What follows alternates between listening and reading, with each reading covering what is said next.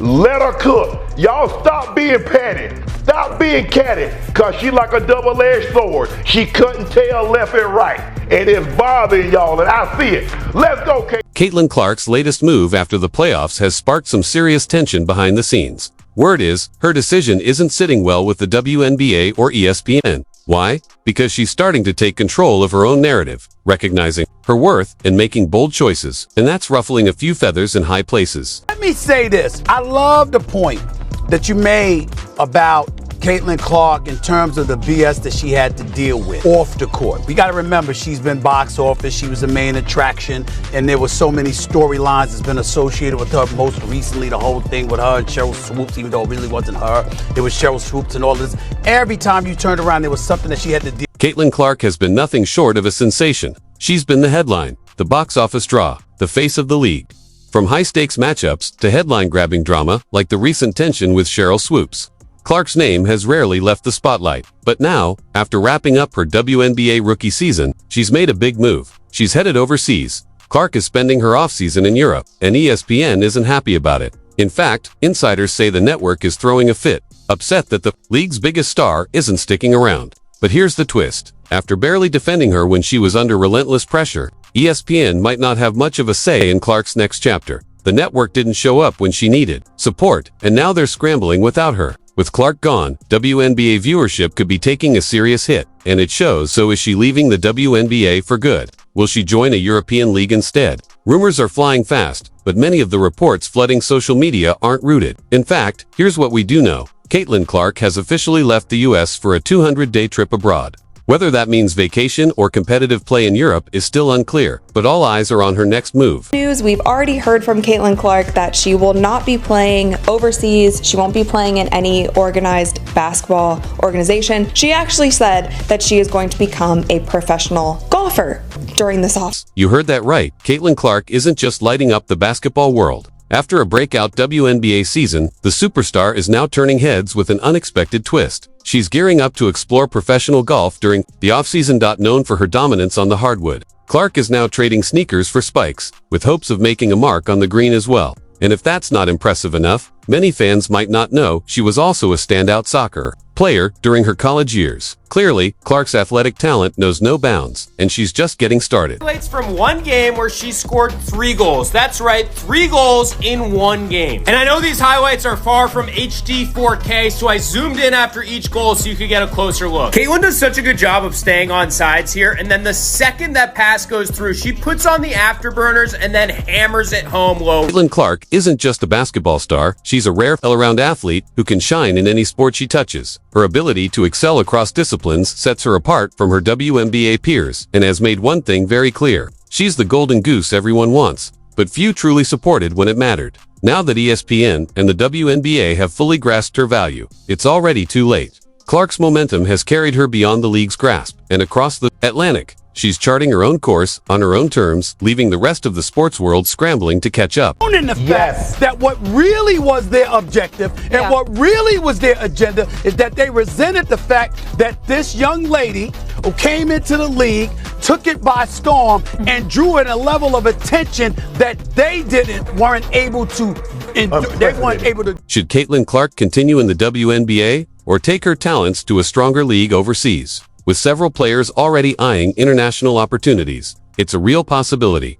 Given how this season unfolded, from the lack of support to the tension with rivals, many are wondering if Clark would thrive more in a league that offers better treatment, more respect, and a bigger platform. Whatever she decides, one thing is clear: she holds all the cards now. During this off-season, the players are already moving around. So a couple players have already announced that they are going overseas. We have Kelsey Mitchell going to play in China, Nalissa Smith also playing in China, and Nalissa Smith is one where there was a big question mark around her if she would be returning to the Indiana Fever, but she'll be going to play in China, and Temi Fagbenle will be playing in Turkey. Caitlin Clark now finds herself at a crucial crossroads. Should she remain in the WNBA and risk further damage to her fitness, public perception, and long-term potential? Or should she look elsewhere for opportunities that truly support her growth? Despite the speculation, Clark has clarified she isn't signing with any European teams, and there's a chance she'll return to the WNBA next season. But with everything she's endured in her rookie year, fans and analysts alike are questioning whether staying in the league is in her best interest. It addresses my point. My point is, she's the golden goose. You have been clamoring for attention. You've been clamoring for more cachet, fair and equitable treatment, chartered jets, weight room facilities, dollars, marketing opportunities, etc., etc. Caitlin Clark isn't the only one reconsidering her future in the WNBA. A growing number of players have already chosen to take their talents overseas, frustrated by how the league is being run. Take Seattle Storm forward Gabby Williams, for example. She's been outspoken about the WNBA's low salaries and lack of promotional support for its athletes. Instead of addressing her concerns, league officials largely ignored them, and her. Williams even went a step further, publicly calling out the commissioner and exposing what she claimed were false promises made to players. Her story is just one of many that paint a troubling picture of a league struggling to retain its stars. NBA season ending for many teams, there are already so many players heading overseas to play during the off-season. But with all of the drama currently surrounding the WNBA, on top of the low-paying salaries, some of these players are questioning if they'll even... This is exactly where the WNBA continues to fall short. Concerns over low salaries, constant hard fouls, and a lack of respect from fellow players often go unaddressed. And when athletes speak up, they're met with silence. Gabby Williams is a prime example. After raising valid concerns and being repeatedly ignored, she had no choice but to look elsewhere. In 2024, she officially signed with Turkish club Botas SK, a move that reflects not just ambition, but frustration with a system that refuses to support its stars. During her exit interview, Storm player Gabby Williams warned the WNBA, if you want to keep international players, you need to do better. So here's what she had to say. Caitlin Clark may be the WNBA's brightest rising star, but she's also become one of its most mistreated throughout her debut season. She faced disrespect from league veterans, ridicule off the court, and repeated rough play on it, often with no consequences. One moment that caught national attention was the infamous "I puke" incident. After Clark was hit with a hard foul, her opponent celebrated it openly with teammates, a move that many saw as both unsportsmanlike and disturbing. Yet the league did nothing. No warnings, no reviews, no action. And where was ESPN during all this? Silent, despite Clark being one of the biggest names to hit the WNBA in years. The network failed to speak up or call out the escalating aggression, even when Kennedy Carter dropped 12 points off the bench in that heated matchup. The story became about everything except the unsportsmanlike behavior. It's led many to question how much support Clark is truly getting from the institutions around her and whether staying in the league is really in her best interest. The W thinks that they don't have to pay us more in order for us to be here. And I think I didn't express that when I first talked about prioritization. Our commissioner talked about us being able to, make 700,000. That's not true at all. There's not one player who makes that. And we were promised, team marketing agreements and league marketing agreements, but they've fallen quite short. So it's still not enough for us international players to want to stay here. And that's a choice of the players. If I make a choice to make more money and whatever, and then teams are mad that I don't come back, but that's how it is. So yes, it just the WNBA, if you want us to be here, you have to pay us more. It's business. It's how it works. Just take a look at the foul count this season. It tells the story loud and clear. Caitlin Clark has been targeted on the court more than any other rising star, yet the whistles have rarely blown in her favor. After enduring a season where she was treated more like a punching bag than a prized player, it's no surprise she's stepping away.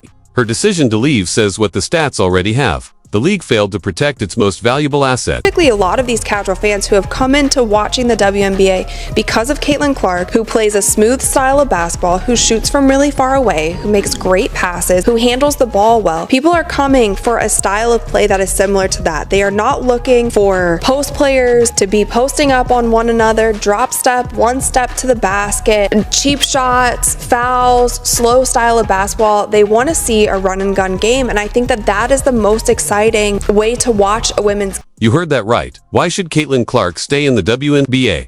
She's the frontrunner for Rookie of the Year, the driving force behind the Indiana Fever's resurgence, and a player who nearly led her team to a playoff win, even while playing through injury. But despite her impact, she's taken a beating all season long. Clark accounted for nearly 20% of the team's total fouls, a staggering stat that shows just how often she was targeted on the floor.